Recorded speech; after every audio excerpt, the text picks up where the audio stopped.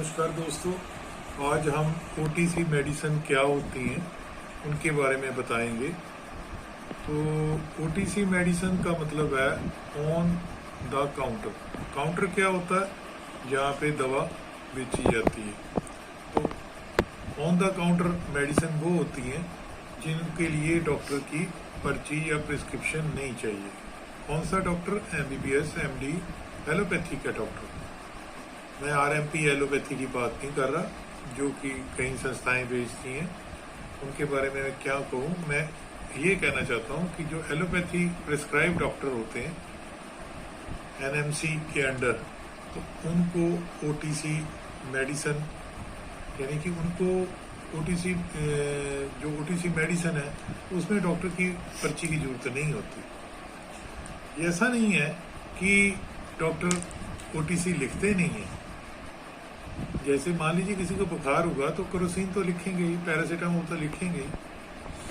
तो ये कुछ भरम है। दूसरा, हमारे इंडिया में अभी ओटीसी की लिस्ट या इसकी परिभाषा या डेफिनेशन एज पर आरटीआई जब हमने डाली थी नहीं है। तो अभी तक ओटीसी मेडिसिन की लिस्ट या क्या प्रॉपर है, क्या उसकी डेफिनेशन है, परिभाषा है, अभी तक लीगली डिफाइंड या फार्मास्यूटिकली नहीं हुई, जितने मैंने सोर्स नेट से कलेक्ट किए हैं या वो आरटीआई के बेस पे। फिर भी आपको कोई शंका है तो आप नेट पे देख सकते हैं, रिसर्च कर सकते हैं गूगल पे। ओटीसी मेडिसिन ज़्यादातर एनाल्जेसिक, दर्द निवारक, एंटीपायरेटिक कहने मतलब बुखार निवारक, और एंटी इन्फ्लामेटरी यानी कि सोज को दूर करती हैं। उस कैटेगरी, पहली कैटेगरी है। इन्फ्लामेशन क्या होती है?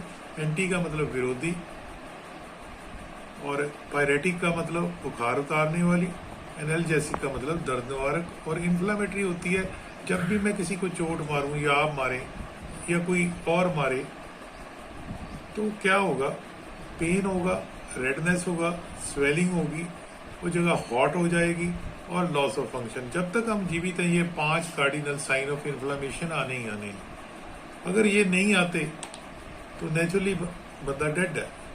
तो कई बार बंदा बहुत ज़्यादा रिएक्ट करता है जब कोई चोट लगती है। रिएक्ट करता है तो इन्फ्लेमेशन ज़्यादा आती है बॉडी में, कुछ न्यूरोहार्मोनल ट्रांसमीटर्स होते हैं। तो इसका मतलब बेसिकली हमारी बॉडी इन्फ्लेमेशन बनाती है कि जो इंजरी है, चोट है, उसको डिल्यूट करे। तो मान लीजिए इतनी चोट है इस डायरेक्शन में, तो इन्फ्लेमेशन का पर्पस ये है, उसको डाइल्यूट करना। पर कई बार क्या होता है, चोट कम है, चोट ज़्यादा है, और इन्फ्लेमेशन जो उसके रिस्पॉन्स में आई वो कम है, तो इंजरी कोई ना कोई स्कार या अपना इफेक्ट, साइड इफेक्ट छोड़ जाती है। और कई बार क्या होता है कि इंजरी इतनी है, इतनी है, और चोट बहुत ज़्यादा, इंजरी इतनी है और उसका जो रिस्पॉन्स आया इन्फ्लेमेशन वो ज़्यादा है। तो बंदा ज़्यादा इन्फ्लेमेशन की वजह से सफ़र करता है। हो सकता है उसका स्कार पड़ जाए, दाग पड़ जाए। तो कहने का तात्पर्य, बॉडी 3 तरह से हर के शरीर की रिएक्ट करती है। पहला, injury is equal to inflammation, फिर तो कोई दाग नहीं पड़ेगा चोट का, ठीक है। चोट किसी किस्म की हो सकती है, इंजरी हो सकती है, किसी ने कट मारा, किसी आपके मान लीजिए घी पड़ गया गर्म, आपको रेडिएशन पड़ गई, आपको हीट लग गई, लू लग गई, आप बर्फ में फ्रॉस्ट बाइट, पाला लग गया, तो कई तरह की आपके कोई चीज जहरीली चीज लड़ गई तो चोट, और या आप पे कोई तेजाब पड़ गया, केमिकल पड़ गया, खारा चीज पड़ गई, बेसिक पड़ गई, तो चोट कई किस्म की है। Injury is classified in many types. मगर जो बॉडी में इन्फ्लेमेशन होती है वो एक किस्म की होती है जो बॉडी रिएक्ट करती है। तो it's a vascular response to injury. Vascular का मतलब होता है हमारा ब्लड में पड़े कंपोनेंट्स, वो उसका रिएक्शन देते हैं कि हम लिविंग है। डेड पोर्शन, जो बंदा डेड हो गया, वो ना पेन शो करेगा, ना रेडनेस शो करेगा, ना स्वेलिंग शो करेगा, ना हॉट, ना लॉस ऑफ फंक्शन उस पार्ट। तो नेचुरली कई बार लोग फोरेंसिक में पढ़ाया जाता है कि किसी को चोट लगी, किसी बंदे ने किसी को मार दिया, बाद में उसको सुसाइड का शो कर दिया। तो जो चोट उसके जीवित होते हुए मारी गई, उसके जो पोस्टमार्टम में पता लग जाए कि ये चोटें उसके जीवित होते मारी गई, वो जिंदा था तब, क्योंकि उसमें पेन, रेडनेस, स्वेलिंग आएगी और प्लस उसकी माइक्रोस्कोपिक पिक्चर उसके जख्मों की और होगी सूक्ष्मदर्शी से। मगर जो डेथ के बाद चोट मारी जाती है, ये शो करने के लिए ये सुसाइड है फोरेंसिक के वालों से। फोरेंसिक वाले उसको एनालाइज कर देते हैं कि चोट उसके जीवन के टाइम की है कि उसके मौत के बाद की है, क्योंकि इन्फ्लामेशन नहीं होगी। इन्फ्लामेशन एक ब्लेसिंग इन डिस्गाइज है, ठीक है। तो एंटी इन्फ्लामेटरी दवा भी होती है ओटीसी में, कफ सुप्रेसेंट भी कुछ होती हैं जो खांसी को सुप्रेस करती हैं। एंटीसेप्टिक जैसे मान लीजिए कोई डेटोल है, क्लोरोजाइलिनॉल है, माउथ वॉश है, ठीक है।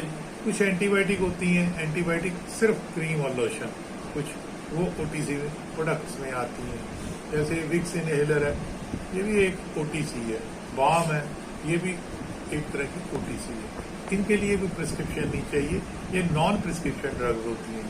इनको ओटीसी में क्यों रखा जाता है? क्योंकि इनकी एफिकेसी और सेफ्टी बहुत ज़्यादा होती है प्रिस्क्रिप्शन ड्रग्स के मुकाबले, मगर पर्सन टू पर्सन डिपेंड करती है। अगर ये रिएक्शन करती हैं, साइड इफेक्ट करती हैं, तो फिजिशियन को दिखाना चाहिए।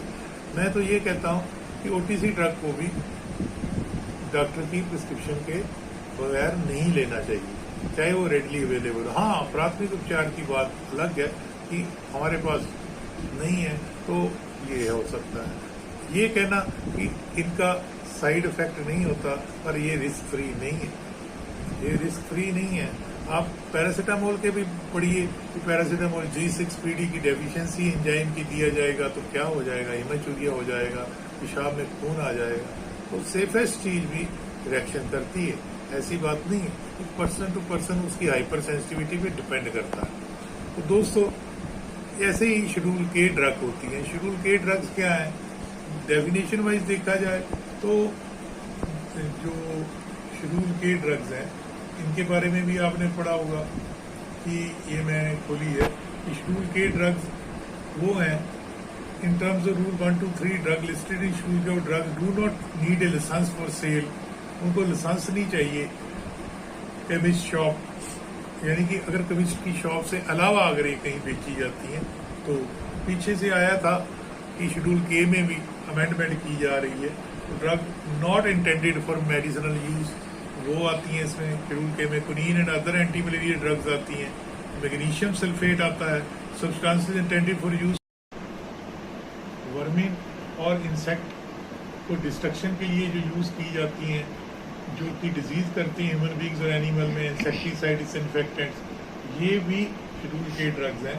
और हाउस होल्ड रेमेडीज, घर में यूज होने वाली aspirin tablet, paracetamol tablet, analgesic balms, antacid, dry water for use of infants, inhalers, cold and nasal injection पे सिरप, लोजेंजेस, चूसने वाली गोली, pills and tablet for cough, liniment for external use, skin ointment for burns, absorbent cotton wool, bandages, absorbent gauze, adhesive plaster, castor oil, laxatives जिनको कहते हैं, जुलाब, liquid paraffin and epsom salt। तो ये एक लंबी लिस्ट है। तो दोस्तों, जो OTC है, OTC को पढ़ना चाहिए, मगर आप OTC के बारे में आपको ज्ञान होना चाहिए। तो इनको नॉन प्रिस्क्रिप्शन ड्रग्स भी कहते हैं, नॉन प्रिस्क्रिप्शन मेडिसिन भी कहते हैं। इनकी बहुत बड़ी मार्केट है। इंडिया में 55%, मान लीजिए 100 दवा यूज होती है तो 55% दवा जो है OTC है और 45% जो है वो प्रिस्क्रिप्शन दवा है। नॉन प्रिस्क्रिप्शन कितनी? 55। तो मैं CMSED वालों को सिलेबस में भी इसको इंक्लूड करने के लिए इसीलिए कहता हूँ कि OTC मेडिसिन सेफ है, उनके बारे में वो जरूर पढ़ें। उनकी जेडी एसेंशियल ड्रग्स प्राइमरी की लिस्ट तो बहुत ज़्यादा है WHO के मुताबिक, उसमें तो एनेस्थेटिक्स तक भी शामिल है। इसका ये मतलब नहीं कि आप यूज़ कर लोगे, कि वो दवा जो कि एक इंडिपेंडेंट लेवल पे एफिकेसी जिसकी रूल आउट हुई है कि एफिकेसी बड़ी ज़बरदस्त है, लंबे टाइम तक उसकी टॉक्सिसिटी नहीं है, तो ये बात है। तो इसका ऐसा ही पैरासीटामोल एक सेफेस्ट ड्रग है, मगर याद रखिए every allopathic medicine is a poison whenever given in large doses. ये डिपेंड करता है कि उसकी लीथल डोज आपने पढ़ी है। लीथल डोज वो होती है इतनी टैबलेट बंदा खा जाए कि जिससे ये हैरिसन की मेडिसिन किताब में लिखा है तो नेचुरली वो भी जहर का काम करेगी। इतनी मेडिसिन खा जाए कि उसके लीवर को या ऑर्गन को डैमेज करे, उसको टॉक्सिक डोज कहते हैं। इतनी मेडिसिन बंदा ले कि उसका थेराप्यूटिक असर नजर आए, वो थेराप्यूटिक डोज होती है, एक टॉक्सिक डोज होती है, एक लीथल डोज होती है, और एक ऐसी डोज जिससे बीमारी प्रिवेंशन हो, इतनी डोज तो प्रोफिलैक्टिक डोज होती है। बहुत सारी विटामिन सप्लीमेंट्स जो हैं, फूड हर्बल्स जो हैं, वो अगर डॉक्टर लिख भी दे तो वो रीएम्बर्स नहीं होती, क्योंकि विटामिन हो गई, कॉस्मेटिक सर्जरी हो गई, तो जो शरीर को सुंदरता बढ़ाती हैं, या डेंटल की आप कोई और ऑर्थोडोंटिक तारे लगवा रही हैं, तो कल को कहीं कि मैं गवर्नमेंट एम्प्लॉई हूँ, मेरे को रीएम्बर्स हो जाए कि मैंने हेल्थ इंश्योरेंस कराई है, तो उसमें विटामिन वगैरह के बिल पास नहीं होते, क्योंकि वो ये माना जाता है कि ये लग्जरी है। यानी कि ये बीमारी को प्रिवेंट जरूर करती है, प्रोफिलैक्टिक यूज़ है, मगर वो सही मायने में उसको देखा जाए तो वो उसका रीइंबर्समेंट नहीं होता। तो दोस्तों, अच्छा लगा तो लाइक करना, सब्सक्राइब करना और शेयर करना। डिस्क्लेमर इस वीडियो से पहले जो हमने दिया है वो जरूर पढ़ लेना, और अपने बॉडी पे एक्सपेरिमेंट या दूसरों की बॉडी पे बगैर रजिस्टर्ड मेडिकल प्रैक्टिशनर की सलाह के, फिर भी चाहे लिखा भी हो तो, क्योंकि देखिए एलोपैथी मेडिसिन दवा है, मगर वो दवा तभी दवा है जब आप उसको सही यूज आपको पता है, आपको उसके साइड इफेक्ट पड़े हैं, उसके ड्रग इंटरेक्शन पता हो, क्योंकि बहुत सारी ओटीसी मेडिसिन हर्बल से भी इंटरेक्ट कर जाती हैं, आपको ये मालूम होना चाहिए। इसी वजह से ओटीसी मेडिसिन पे भी कुछ स्टैंडर्ड रूल है, एक्सपायरी डेट भी होनी चाहिए, मैन्युफैक्चरर का नेम एड्रेस भी होना चाहिए, इंस्ट्रक्शन फॉर यूज़ भी होनी चाहिए। मान लीजिए आपको इंस्ट्रक्शन में कन्फ्यूज़न है, डोज की कन्फ्यूज़न है, तो आप फार्मासिस्ट से पूछ सकते हैं, जो कि केमिस्ट की शॉप पे होता है।